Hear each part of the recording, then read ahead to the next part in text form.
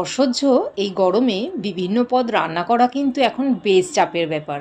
তবে এরকমভাবে সবজি দিয়ে যদি চিংড়ি মাছের ঝোল রান্না করেন, তবে কথা দিচ্ছি আপনার রান্না কিন্তু এক পদেই শেষ হয়ে যাবে।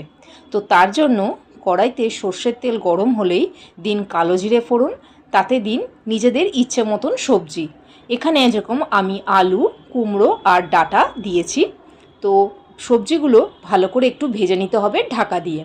ঢাকা খুলে যখনই দেখবেন সবজিগুলো বেশ নরম হয়ে এসেছে, তখনই নুন হলুদ মাখানো চিংড়ি মাছ দিয়ে দিতে হবে। আলাদা করে চিংড়ি মাছ ভাজার কিন্তু কোনো দরকার নেই। চিংড়ি মাছগুলো একটু ভাজা হলেই দিয়ে দিন পেঁয়াজ বাটা। পেঁয়াজ বাটা দিয়ে ভালো করে একটু নেড়ে ছেড়েই দিয়ে দিন শুকনো লঙ্কা বাটা।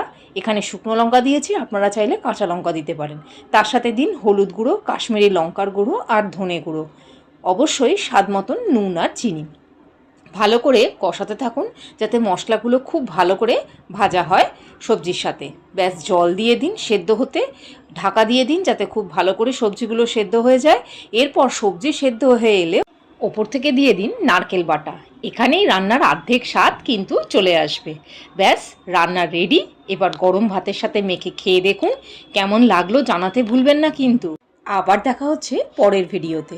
আপাতত এইটুকুই। টাটা।